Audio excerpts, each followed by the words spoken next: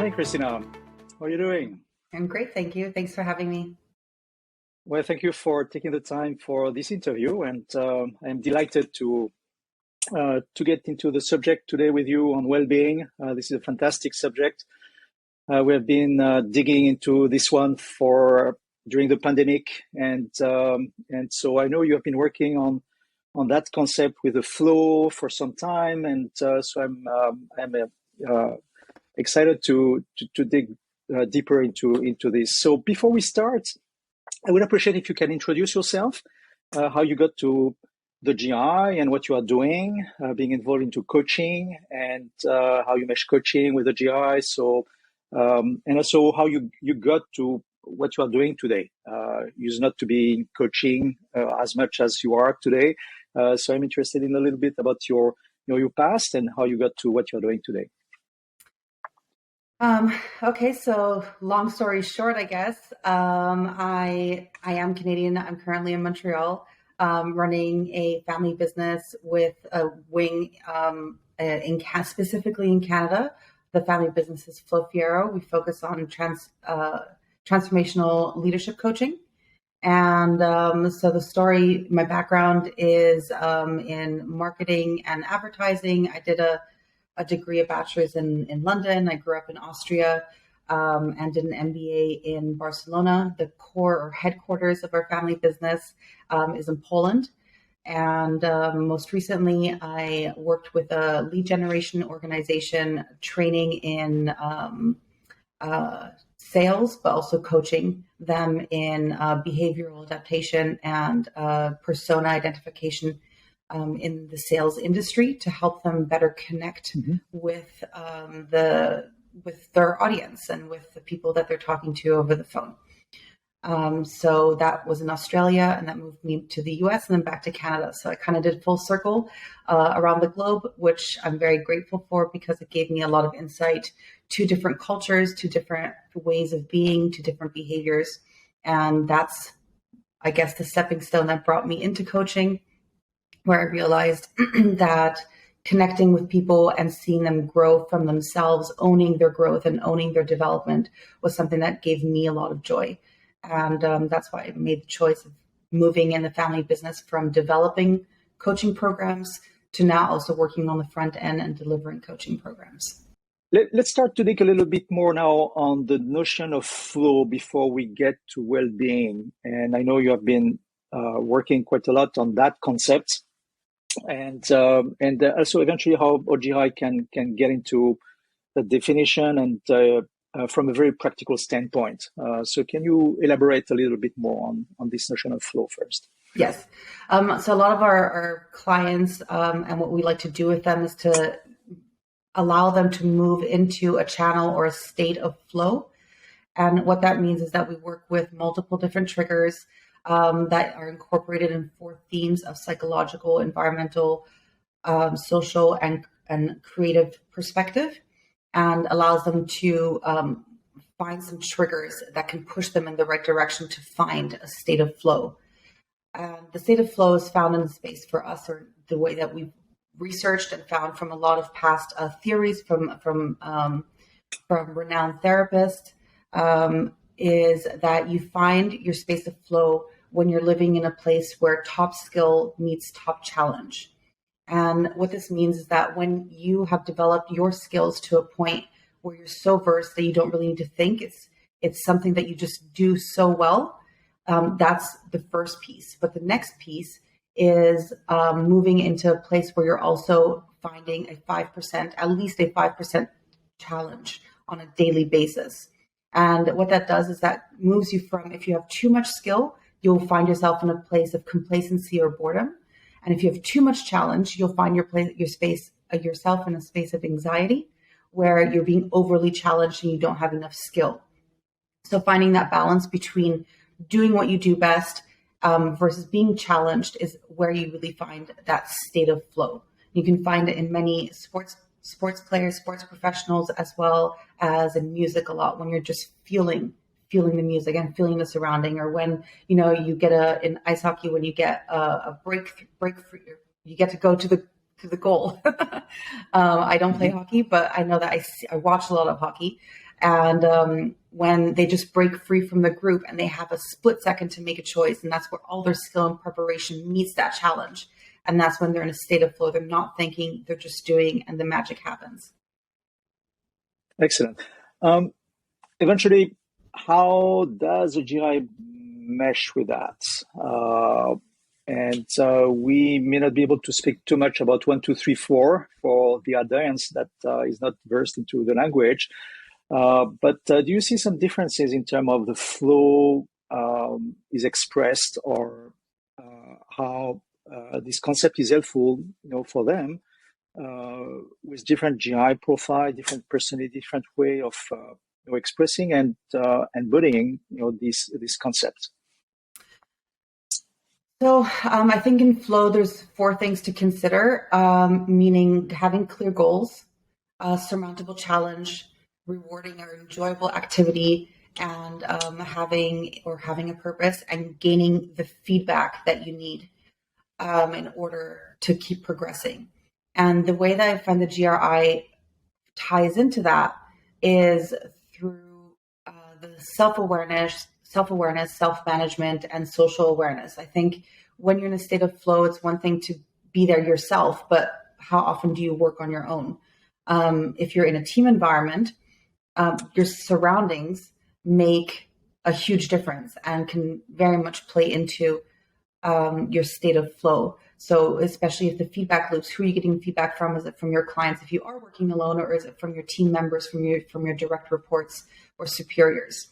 And I think understanding what it takes for you to, when is a challenge enough that can push you into the social or the flow channel, and when do you have enough skill? And that's where the feedback loops really come into play and allow you to move up that channel of flow. Excellent. And this is something that changes from people to people. And depending on their personality makeup, we can say it this way, they're going to react and send the feedback and behave in very different ways, and have this notion of flow expressed and in very different ways. So the objective is not to dig too much on that flow concept, but it will gets to discuss now about the well-being. There may be a connection between those 2 concepts, well-being and flow, which we have been discussing more in this time of COVID. People working remotely, having to face some new changes, and we have been in connection with this well-being concept, been discussing about psychological safety and many other related concepts. So how have you been through that period and this well-being and flow concept, and how everything you have been doing on flow helps us to get to better master that notion of well-being, and eventually answer questions differently than we used to 2 years ago before the pandemic. Today, that people are more questioning, I want this state of well-being, not just flow, but well-being in general. So how do you get into that well-being concept? So for me, I think I want to first go in and explain what well-being means to me, because I do think that well-being is individual, it's unique to each person, and it's defined differently in everybody's life. So what well-being means to me doesn't necessarily mean what well-being is to everyone.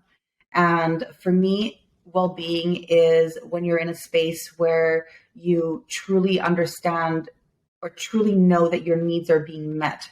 And it doesn't necessarily mean in terms of materialistic things.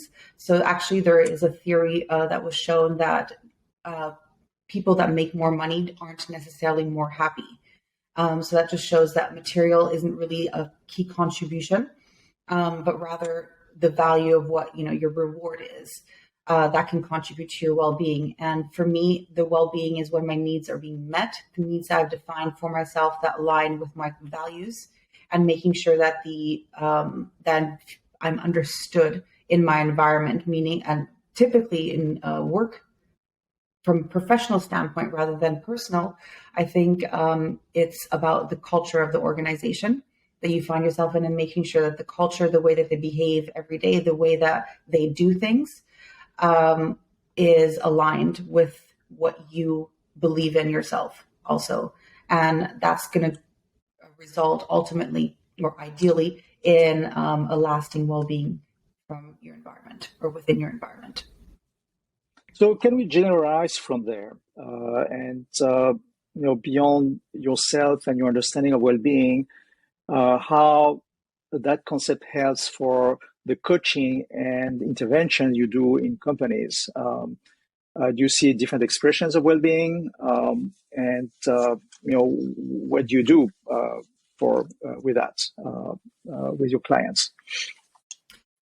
I think that when we work with our clients, trying to gain the well-being is definitely where we focus on flow, because that's how we can find a way that well-being and happiness or engagement levels are tied into the workplace.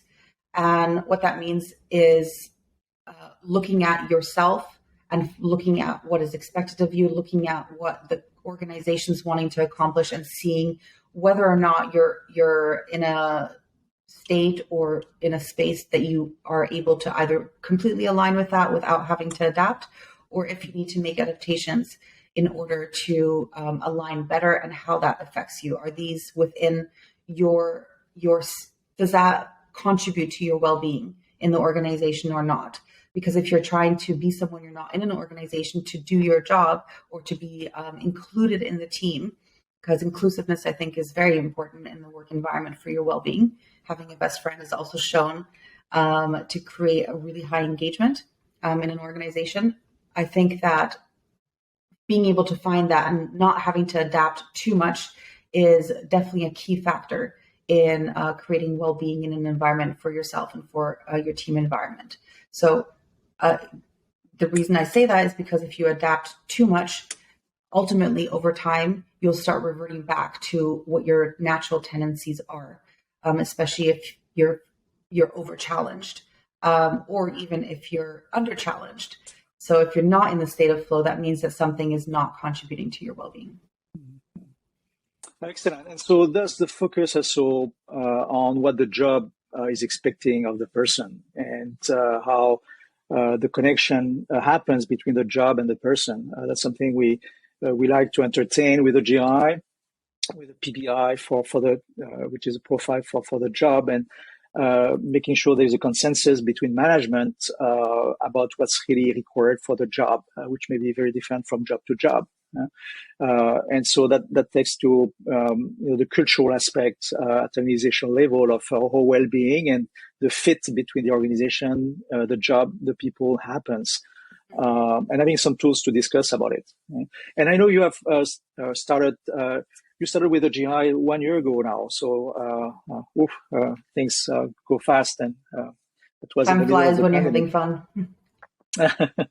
And so you had some amazing experiences, including giving feedback to people and working with the GI with your clients. So can you speak about your experiences there and your best experience with those clients so far? Yeah, I think it ties into what you mentioned just now quite nicely. I worked with a client, and I think that's one of my favorite moments, just because it showed the power of what this tool can really, what this platform and tool can really do for you. I had a client that was in a really fast track pace to adding to their team and hiring multiple people, and we're doing it, the way that they're following their own process. So I introduced them to GRI when they wanted to do the final interviewing phases, and wanted to see if they were a best fit and if they aligned. And that naturally went from self-awareness of that person or just that one individual's profile to expanding throughout the entire organization and how it aligns with what their expectations are versus what they're asking for and what the person's bringing to the table. So looking at those three things was so insightful, because the problem they were facing is they were hiring, or they were attracting people through their recruitment process that weren't fitting what they actually wanted. And by diving a little bit deeper into what is a good profile that matches the culture what is a good profile that matches the actual behaviors they're needing for the job. By doing so, they were actually able to go back to the start of the process and reevaluate the way that they were advertising for the role and tweaking some of the expectations that they outlined in order to attract the right profiles. And ultimately, they were able to hire a really good fit. No, that's brilliant. And so this is getting on the issues before they show up, and taking on them much more in advance, rather than waiting for things 6 months after the recruitment has been done to evidence that there's a mismatch here. Very interesting experience, and so that's also getting on that flow aspect we're discussing before, and the well-being also that we wish for everyone to happen much earlier, and including in these situations of remote work, where it's much more difficult to intuit people and you have a sense of this match for people who are never going to meet in person. So the rules of the games have changed for the last 2 years, and I'm glad we're in this space now to also work with people who are more sensitive to rethink their process and apply that notion of well-being and flow, being conscious about it much more earlier than it used to be. Very good. So I want to know a little bit more before we close this interview about who you are and your preferred sport. So you are Canadian. I know you are very close to hockey. So is it your preferred sport, or I know you have been involved also on the coaching aspect, more into the ice hockey. So is it the one, or it's another one? What's your preferred sport? So ice hockey is an important sport in my life just because I was always exposed to it. I think as a Canadian, you have a duty to also play a bit of ice hockey growing up. So I was definitely exposed to that from a personal level, but also from my father's profession. He was an ice hockey coach. So, of course, we went to as many games as we could to support him and understand, from a coaching perspective at a very young age, what he was doing, how it was impacting him, and what he could do, what the impact was having on the team. So understanding, I may not know all the terminology, but I do definitely understand the game. And it's a very exciting game to watch for me. However, my preferred sport is by far basketball and horseback riding. Those two are my chosen sports that I still to this day play and enjoy. Excellent. Thank you. Well, thank you, Kristina, for this time spent to speaking about well-being, flow at work, and the GRI in the middle of it, and also introduce yourself and what you are doing over there in Montreal. You're in a beautiful part of this world, and so I'm glad we could connect this time, and look forward to reconnect very soon again. Thank you very much. Thank you too.